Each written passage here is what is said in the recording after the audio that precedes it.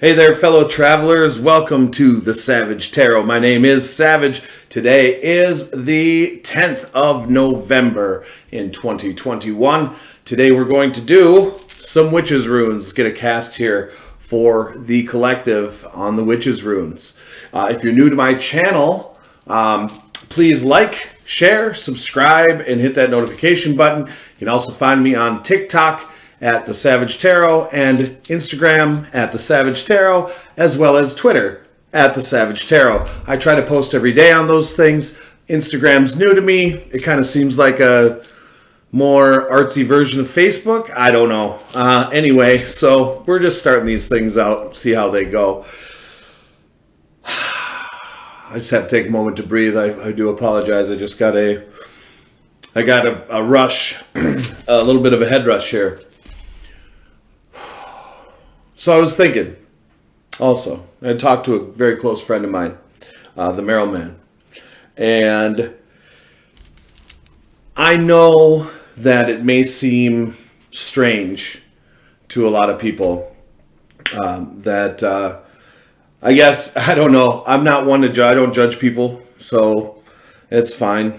But what I'm doing here is for opening up more of my spirituality and opening up more of my third eye and getting closer to the divine by hopefully helping one person out there with a message from the divine, from the cosmos, from the gods, from our ancestors. I've always been drawn to the pagan ways as far as Wicca goes, and as far as the Norse Ostrotru pagan religion. My family, even though I was raised a Christian and everything, and I don't think there's anything wrong with whatever you believe in, okay? Just as long as you know that there is a higher power out there, there is a source, there is a cosmic vibe, there is something that we all connect to, and how you practice that connection is your business. And I wish you all the best on that. But for me, my family, being raised Christian, they were taught to shy away from the powers within them. But throughout growing up, my mother, my aunts, even my uncles, even though they'd fight a little bit more because of the man box that we were all taught into the societal norms, were all they're green witches. So they are very into nature. They're very into earth, herbs. My aunt is an organic farmer. That ended up being her life's purpose. So, and with me going out on this journey, I have opened a lot of my family members' eyes to the things that were hidden or subdued within us that are now, able to breathe and come to light. And so I thank the gods and I thank the universe every single day for the blessings they've bestowed upon me.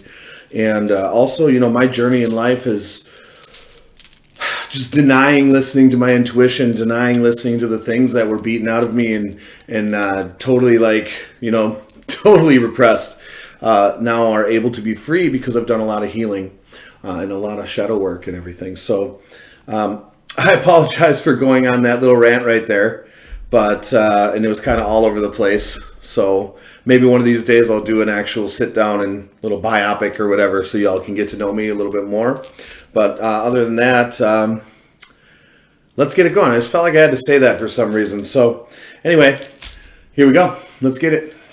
Gods, ancestors, ancient ones, and source. Please guide my hand today in this Witches Runes cast for the collective. What do we need to know today, please?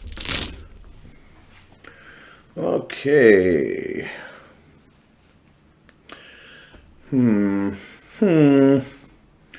What do we have here? Let's get these guys over here. Over here, over here, over here. Over here. Okay. So, we have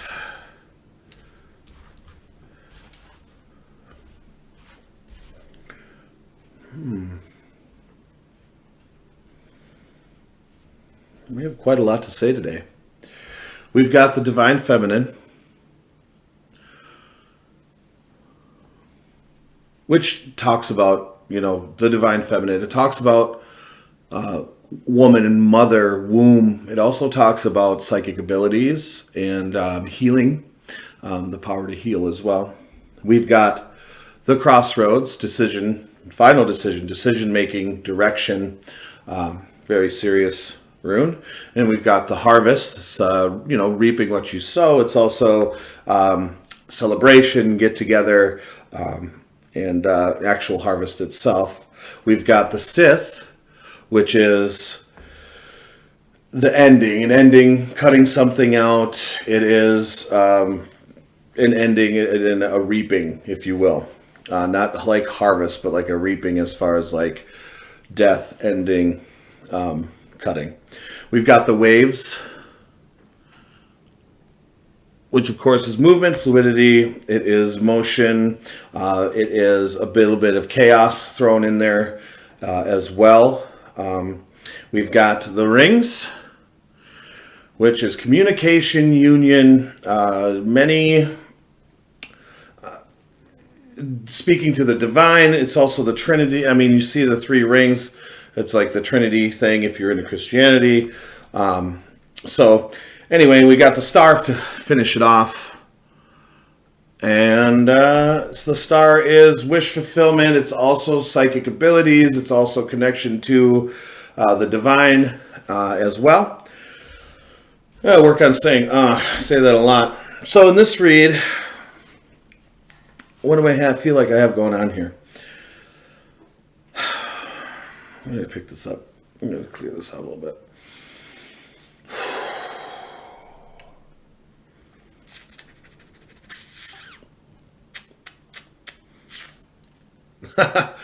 All right. Well, this is a spiritual read.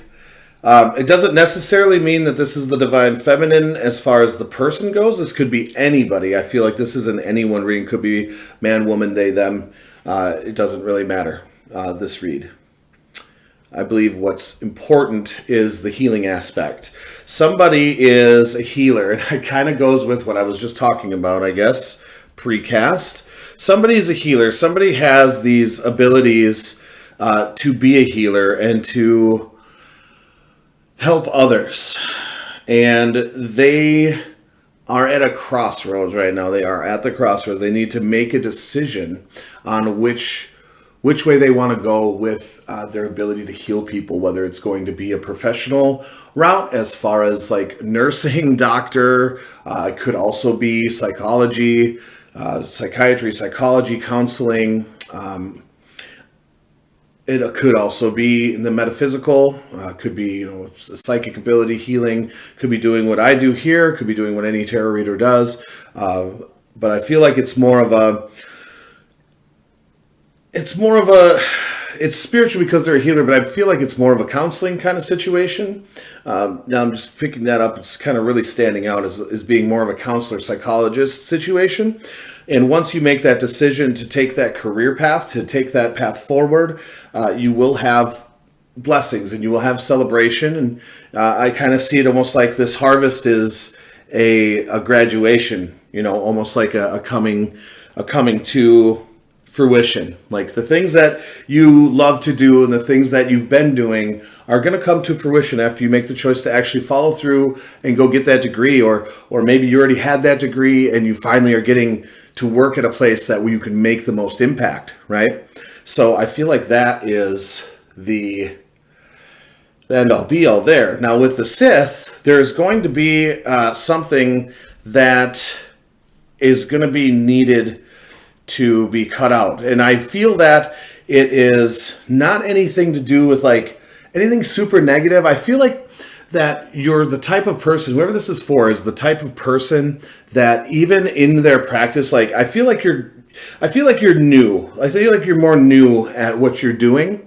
So you might be getting a little too emotionally involved with some clients. Not saying like romantically by any means. I'm not saying any of that. What I'm saying is you're becoming too friendly, like you're friends with them because you really care about them. And it's hard when you start doing that line of work to be able to have that switch, that shut off, Do you understand what I'm saying here? It's one of those things where you have to really be able to, you know, be there for them as a counselor, and you know, you can be their friend, but you can't really cross that boundary. And I feel like there's some boundaries that are getting crossed. You know, I feel like that there's some things that are happening in your professional area with some of your clients possibly that need to stop happening, and you need to cut that out. And once you do, and you're going to be able to do that through communication, okay, and furthering yourself, maybe talking to colleagues about their experiences, and being able to not get so emotionally attached to your work, you know, because it is work. And I know that it's hard because in a psychologist or counselor's career, they're seeing thousands and thousands of people. So you can't connect full emotion, like beyond the session, like to the point where it's going to drain your energy, and you won't be able to heal other people if you're going to be emotionally drained. You're going to have trouble with that. So I think that communication with possible coworkers or other professionals in the field are going to help you navigate those waters. And then once you do, you'll be able to fulfill and help so many more people by doing so.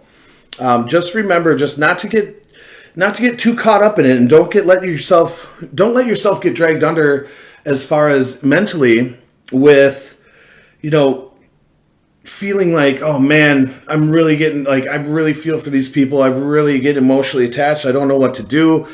I don't think I should talk to anybody, because you might be worried about some kind of professional repercussion. But I believe that community is a little more open nowadays than possibly like before. So I think that definitely communicate maybe to a trusted coworker at first, and or outside of the workplace, talking to other professionals in your area or in your field of expertise, with helping others how to not be so emotionally attached after work hours are over. So yeah, that's all I got. That's all I got here. So hope you liked it. And if you did, remember to like, share, subscribe. You guys can leave comments. Please do. I have yet to get a comment, man. We got like getting up there in the views, and nobody wants to say anything. What are you, afraid to talk to me? Don't be afraid to talk to me. I'm a nice guy, maybe sometimes. I don't know. Anyway, I hope you stay happy, healthy, and well. I'm Savage. This is Savage Tarot. See you next time.